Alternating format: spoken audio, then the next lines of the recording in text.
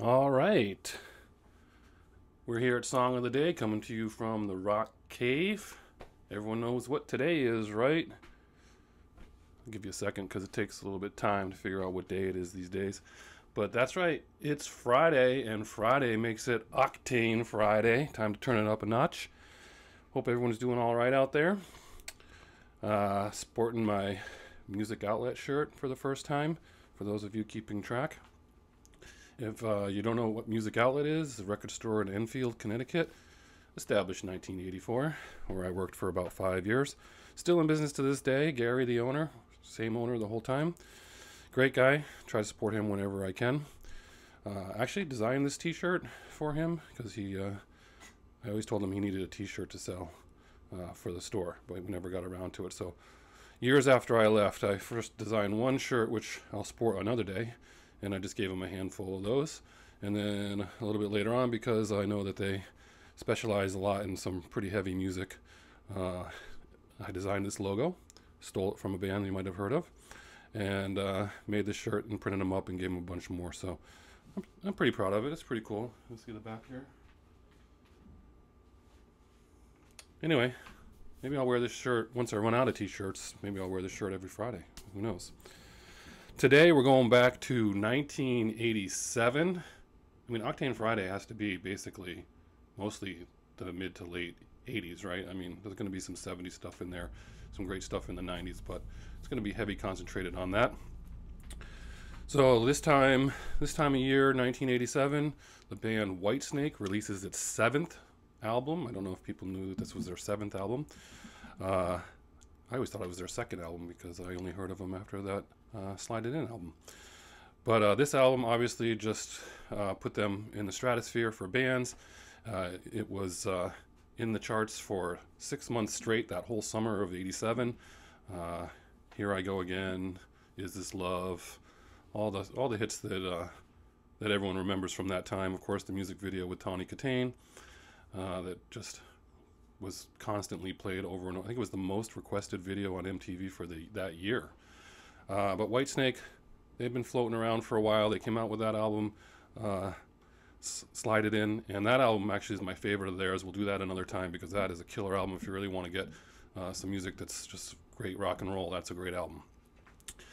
Interesting fact about this album, before they recorded it, they were fighting. They were fighting a lot. So after their last tour, David Coverdale was like, "We're going to break up. I'm just going to break up with these guys. We're not going to sing anymore."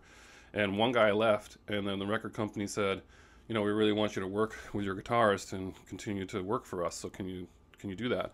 So he and this guy go, and they basically lay down some tracks, which became this album. And it's kind of like they recorded it, and it was with some of the guys, the previous guys, where some of it was done already. 2 of the songs were actually on a 1982 album, Saints and Sinners. So Here I Go Again and Crying in the Rain were actually already recorded from those band members that were put on that record. So they finished that record, and as soon as they finish it, he basically fires the remaining members of the band.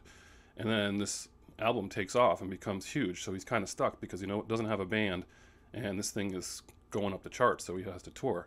So that tour is with all new members of a band. He actually recruited people from that had played with Ozzy Osbourne. Who else did he record that with? He got people from Quiet Riot, bunch of people.